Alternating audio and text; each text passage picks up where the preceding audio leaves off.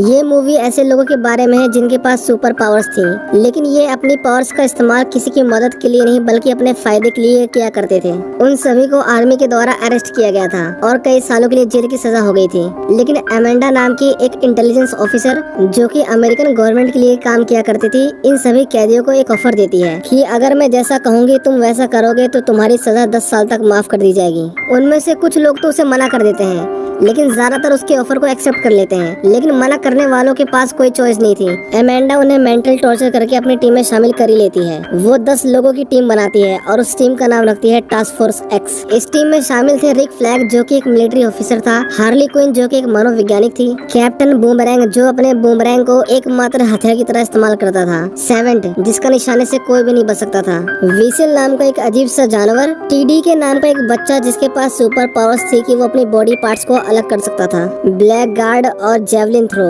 जो अपने एनिमीज को एक भाले से मारता था। क्योंकि इतने खतरनाक क्रिमिनल्स को खुला छोड़ना काफी रिस्की था, इसलिए अमेंडा ने उनके सिर के अंदर एक बॉम्ब फिट कर दिया था ताकि अगर कोई भी वहां से भागने की कोशिश करे या अपने मिशन को छोड़े तो अमेंडा उसे मार सके।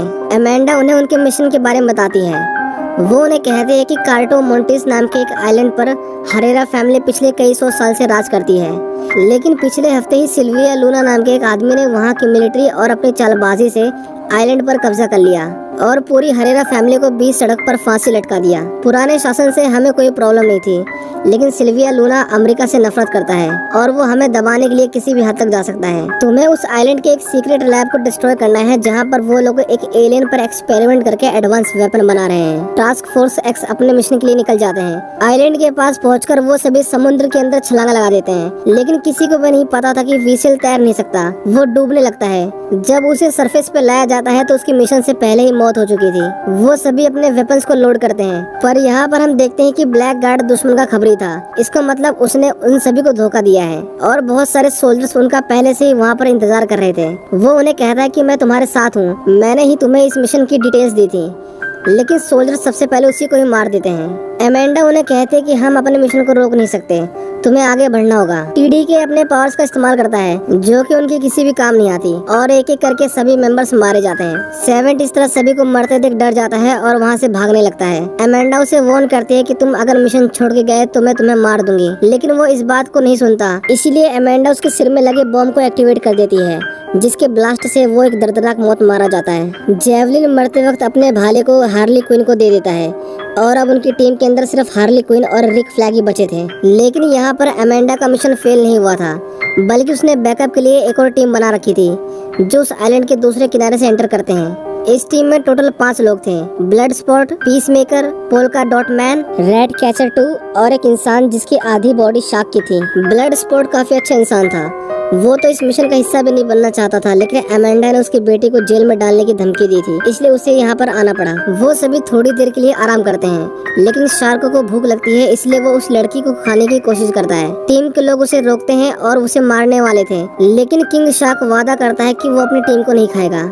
अमेंडा उन्हें बताते हैं कि रिच फ्लैग को दुश्मन ने पकड़ लिया है, उसका जिंदा रहना मिशन के लिए बहुत जरूरी है, तुम्हें उसे बचाना होगा। वो दुश्मन की कैंप में जाते हैं और शार्क सभी को खाने लगता है। पीस मेकर और ब्लड शॉट तो एक दूसरे से लोगों को मारने का कंपटीशन ही कर रहे थे, लेकिन थोड़ी देर बाद उन्हें पता चलता है कि जिन लोगों की उन्होंने जान ली वो उनके दुश्मन नहीं थे, बल्कि वो तो रिक की मदद कर रहे थे। एक लड़की अपने दोस्तों की मौत से काफी गुस्सा थी, लेकिन रिक उसे शांत करता है। दूसरी तरफ लैब के अंदर थिंकर नाम का एक साइंटिस्ट सिल्विया लूना को स्टारफिश एलियन के बारे में बताता है, जिसके शरीर से निकलने वाले छोटे छोटे स्टारफिश ह्यूमंस के ब्रेन को कंट्रोल कर सकते हैं। हार्ली क्विन को उन लोगों ने बंदी बना लिया था, उसे नए कपड़े दिए जाते हैं और उसे सजाकर सिल्विया लूना के सामने पेश किया जाता है। ऐसा इसलिए किया जा रहा था क्योंकि हार्ली भी अमेरिका से नफरत किया करती थी। सिल्विया हार्ली से कहता है कि वो उसे शादी करना चाहता है और अब जो वेपन्स हमारे पास है उससे हम पूरे अमेरिका पर राज करेंगे। हार्ली को उसकी बातों से कुछ भी फर्क नहीं पड़ रहा था, लेकिन जब वो उसे कहता है कि इस जंग के अंदर औरतें, बच्चे, बूढ़े सभी मारे जाएंगे, तो हार्ली उसे शूट कर देती है क्योंकि वो इनोसेंट लोगों की जान नहीं लेती थी।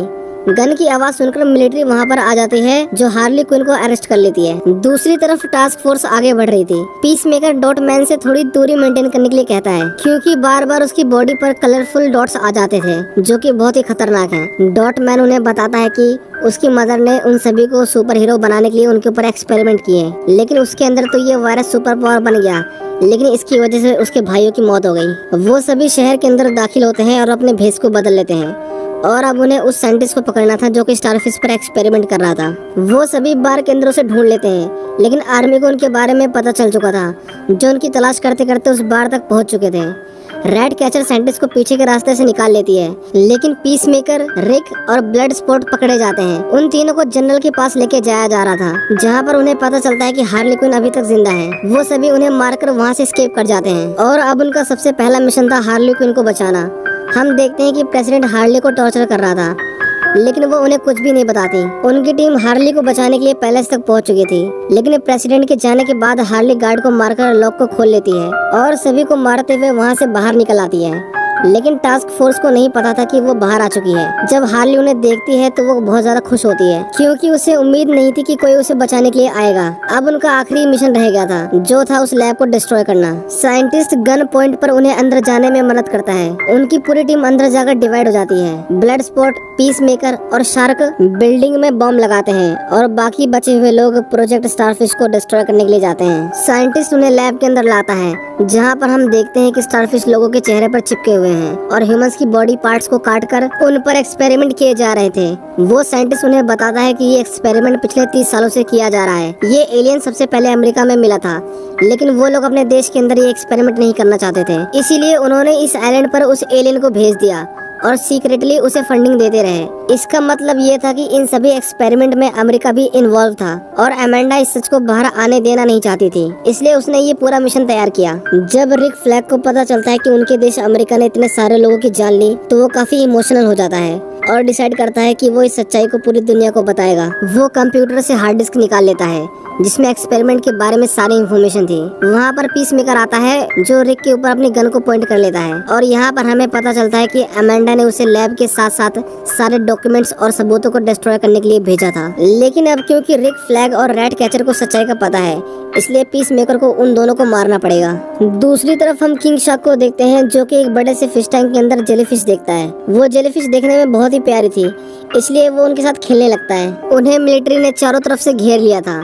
हार्ली, डॉटमैन और ब्लड स्पॉट लैब के ऑफिस के अंदर छिप जाते हैं, पर सोल्जर उन्हें नोटिस कर लेते हैं और उनकी फायरिंग से पहले ही डॉटमैन उनके ऊपर एक्सप्लोसिव फेंक देता है। लेकिन वो बाय मिस्टेक उनकी बिल्डिंग में लगाए गए बॉम्ब से कोलाइड कर जाता है और एक के बाद एक एक्सप्लोजन स्टार्ट हो जाता है। किंग शार्क जिस फिश टैंक के सामने खड़ा था वो ब्रेक हो जाता है और वो मछलियों के साथ बहता हुआ अपने मेंबर्स के पास आ जाता है। पर हम देखते हैं कि फिशेस काफी खतरनाक थी। वो सभी मिलकर किंग शार्क को काटने लगती हैं और वो इंजर्ड होकर बिल्डिंग से नीचे गिर जाता है। उसकी बॉडी से काफी ब्लड निकल चुका था। ऊपर से सोल्जर्स उसके ऊपर गोलियों की बौछार कर देते हैं, पर उसे गोलियों का कुछ भी असर नहीं होता और वो उन सभी को खाने लगता है। पीस मेकर रिक को शूट करने ही वाला था, लेकिन बिल्डिंग कोलैप्स कर जाती है और वो सभी बुरी तरह से इंजर्ड हो जाते हैं। इतने बड़े ब्लास्ट की वजह से वो स्टारफिश आजाद हो जाती है और उस साइंटिस्ट को मार डालती है। रिक और पीस मेकर की बहुत एपिक फाइट होती है, जिसमें रिक उसे बहुत बुरी तरह से मारता है, लेकिन लास्ट मोमेंट पर पीस मेकर उसके दिल पर एक नुकीले पत्थर से वार कर देता है, जिसकी वजह से उसकी मौत हो जाती है। वो देखता है कि रैट कैचर यानी वो लड़की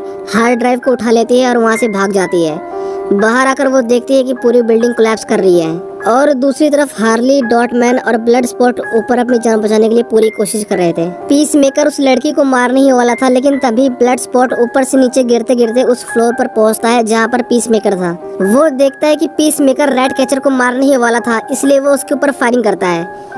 पीस मेकर भी उसके ऊपर फायरिंग करता है, लेकिन ब्लड स्पॉट की बुलेट साइज में छोटी होती है, जो उसके बुलेट से पास होते हुए पीस मेकर के गले में लगती है और वो मारा जाता है। रैट कैचर उसे बताती है कि पीस मेकर ने रिक को मार दिया है और ये एलियन एक्सपेरिमेंट अमेरिका ही करवा रहा है। लेकिन तभी वो एलियन स्टारफिश बिल्डिंग से बाहर निकलती है और हम देखते हैं कि उसका शरीर कितना भारी भरकम और विशालकाय था। उसके सेंटर में एक बड़ी सी आंख भी थी। मिलिट्री उसके ऊपर फायरिंग करती है, लेकिन उनकी बुलेट्स उसका बाल भी बांका नहीं कर पाती। वो अपने शरीर से हजारों की संख्या में छोटी छोटी स्टारफिश निकालती है, जो लोगों के चेहरे पर जाकर चिपक जाती हैं और कुछ ही देर बाद वो लोग दोबारा से उठ खड़े होते हैं और शहर की ओर बढ़ने लगते हैं। अमेंडा देखती है कि उन्होंने स्टारफिश को आजाद कर दिया है, लेकिन उसका मिशन पूरा हो चुका था, जो कि इस एक्सपेरिमेंट से अपने सबूतों को मिटाना था। वो उन्हें ऑर्डर देती है कि तुम लोग वापस आ जाओ, हमारे दुश्मनों का जितना ज्यादा नुकसान होगा उतना उन्हें दबाना आसान होगा। स्टारफिश शहर के लोगों को मार रही थी। वो इतने मासूम बच्चों और लोगों को मरते देना नहीं चाहता था, इसलिए वो उनके ऑर्डर को फॉलो नहीं करता और वो सभी स्टारफिश को रोकने के लिए चले जाते हैं। अमेंडा उनके ब्रेन में लगे हुए बॉम्ब्स को एक्सप्लोड करने की धमकी देती है, लेकिन कोई भी उसके ऑर्डर को नहीं सुनता। अमेंडा जस्ट बॉम्ब के बटन को प्रेस करने ही वाली थी, लेकिन उसके साथ के लोग उसे मारकर बेहोश कर देते हैं, क्योंकि उन्हें भी पता था कि अमेंडा गलत कर रही है। वो सभी उनकी टीम को गाइड करने लगते हैं। ब्लड स्पॉट अपनी गन को अपग्रेड करके उसके ऊपर फायरिंग करता है। किंग शार्क को कुछ भी नहीं सूझता तो वो उसे खाना शुरू कर देता है। डॉट मैन उसके पैरों पर एक्सप्लोजन करता है, जिसकी वजह से उसे काफी नुकसान पहुंचता है, लेकिन स्टारफिश उसे अपने पैरों के नीचे कुचलकर मार डालती है। शहर के लोग ब्लड स्पॉट पर हमला करते हैं, लेकिन उसकी बुलेट्स खत्म होने की वजह से उसे हैंड टू हैंड कॉम्बैट करना पड़ता है। रैट कैचर शहर के सभी रैट्स को बुलाकर स्टारफिश के ऊपर हमला करवा देती है। लाखों की संख्या में रैट्स उसे खाने लगते हैं। हार्ले भी अपने जैवलिन यानी अपने भाले को लेकर उसकी आंख के अंदर चली जाती है। हम देखते हैं कि रैट्स उसकी आंखों के अंदर घुसकर उसके अंदर की नसों को काटने लगते हैं और जेलीफिश की आंख पूरा खून से भर जाती है। और फाइनली इतनी इंजरीज की वजह से वो एक बिल्डिंग के ऊपर गिर जाता है और मारा जाता है। वो सभी रिक और डॉटमैन को याद करके काफी इमोशनल हो जाते हैं। अमेंडा उन्हें कॉल करती है और उन्हें मारने की धमकी देती है। ब्लड स्पॉट उसे कहता है कि अगर तुमने ऐसा करने की कोशिश की तो मैं एक्सपेरिमेंट की डिटेल्स पब्लिक कर दूंगा और सभी को अमेरिका का असली चेहरा दिख जाएगा। वो उससे डील करता है कि हम इस बात को सीक्रेट रखेंगे और बदले में तुम किसी को भी नहीं मारोगी। अमेंडा उनकी डील को एक्सेप्ट कर लेती है और उन्हें आजाद कर देती है। इस मूवी के लास्ट में हम देखते हैं कि वीवर, जो स्टार्टिंग में पानी के अंदर डूब के मर गया था, वो अभी तक जिंदा है और पीस मेकर इतनी गहरी इंजरी के बाद भी जिंदा है और फिलहाल अमेंडा की देख रेख में है। इसी के साथ ये मूवी यहीं पर खत्म हो जाती है।